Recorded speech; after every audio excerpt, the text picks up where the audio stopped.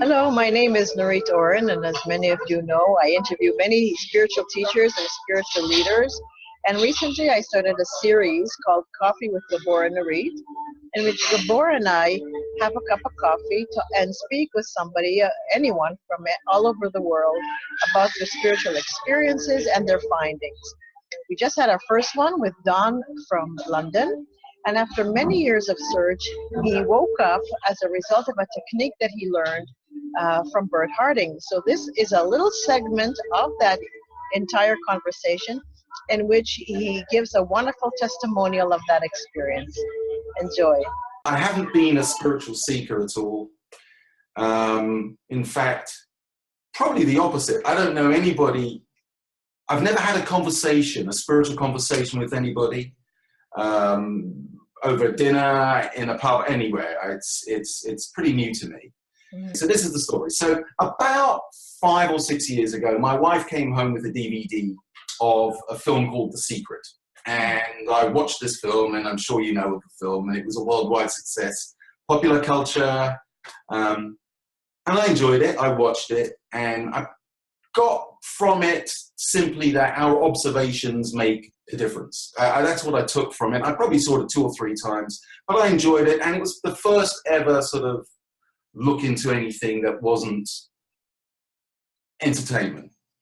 So another film followed. I somehow got I can't remember how, but I got my hands on a box set of another film called What the Bleep. I don't know if you ever saw that. Yeah. What the Bleep Do We Know? What the Bleep, yeah. Okay, so I got this box set, and it wasn't just the film, it was outtakes and interviews and conversations with the physicists and the neuroscientists. And one guy really I resonated with, a guy called Amit Goswami, who was a quantum physicist, and he went on to make another movie, apparently. Well, I've seen it, The Quantum Activist, which is another very nice movie. But this all took place maybe 5 or 6 years ago.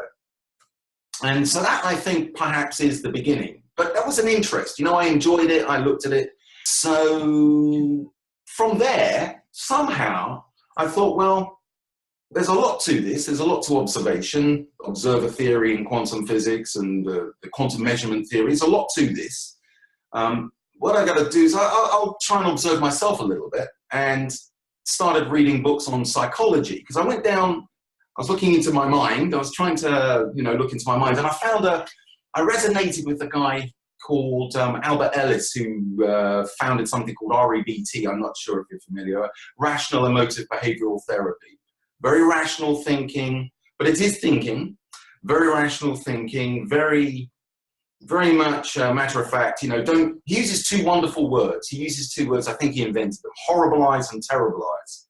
So, a situation comes along and we tend to horribilize and terribilize about this situation when really it's nothing to think about. And that's what we do on a daily basis. And so I read a couple of his books and watched a few of his videos on YouTube, and so I started investigating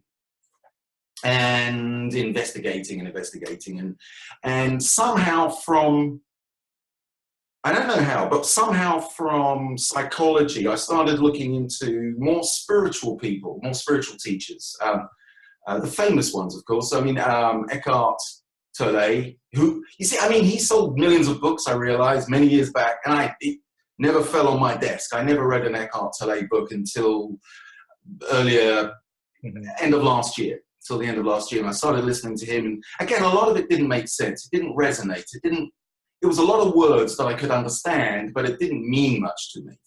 Presence, now, these are just words. I know what they mean, but not in that context. So, but I persevered. For some reason, I kept going. And then I started listening to Muji, and they're all links in YouTube down the right-hand side of different people's pages, so they're very easy to find. I found Burt Harding, who, one of his videos is very important to this story, which I'll come to, which happened in March.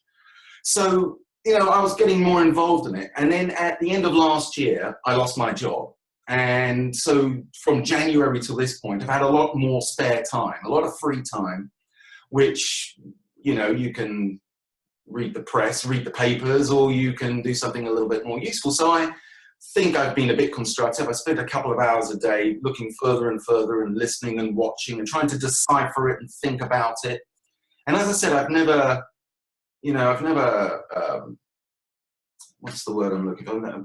I've never been a spiritual person. So that bit of it. So it's interesting, as well as I was obviously getting something out of it. So, I kept going and listening and watching and reading and trying to understand and trying to decipher. And then somehow on March the 17th of this year, I was watching a Burt video, 10-minute video called Awakening, simply called Awakening. And he took us through, there's a little exercise on there where he says, settle down, close your eyes, relax, and look into yourself, which is, what does look into yourself mean? Well, I know what it means now, but I don't know what it meant then. and so anyway, so he talks this process through, imagine or remember when you were a baby, or imagine you're a baby rather. That body changes into the small child, but something else doesn't change. Your awareness doesn't change, and then the body changes once more into a small child, but then something else doesn't change. And so they're thinking, this is making a lot of sense. Now I'm a teenager and I'm still the same awareness. A young man, still the same awareness. And then an adult, a grown-up, an older man, but with the same awareness. And I have these memories. There isn't a single atom in my body the same as it was beforehand. The bodies are completely different, but there is this awareness of it all. And everything out here changes. All this atomic world of ours changes, but watching it doesn't change. There is an unchangeable thing watching it. And for the first time, that made a little bit of sense. And then simply, was it St. Francis of Assisi who said, from where you look is where you should seek? I think it was St. Francis of Assisi who said that. And something happened at that moment. And I found, I don't know what it was. I saw the being, or I touched on the being, and it suddenly all made sense. And everything that I had watched in one moment, and literally a moment, suddenly made sense. I felt a peace. It's so instant. And, I'm preaching to the converted here, but it's amazing how, don't fix your mind. Find out who you are. Forget your mind, because with the moment you can watch that and realize that's not you. Right. Everything disappears. There are no problems suddenly. And so that's what happened. Now, I didn't know what happened because I've heard the term awakening. I've heard these terms. It didn't mean anything to me. Well, it does now, but it didn't then. So I didn't know that I'd had an awakening. I just thought this was a huge thought. And things take on a different appearance. Everything looks like they've suddenly got sharp and clean edges. Everything looks new and shiny. Thank you all for watching. I hope you enjoyed it as much as I have. And it's always wonderful for us to hear from people who wake up. And it seems like people are waking up all over the world now. And of course, with the right teacher, the right technique, and a sincere heart, it is possible for everyone. So thanks again, and stay tuned for the next one.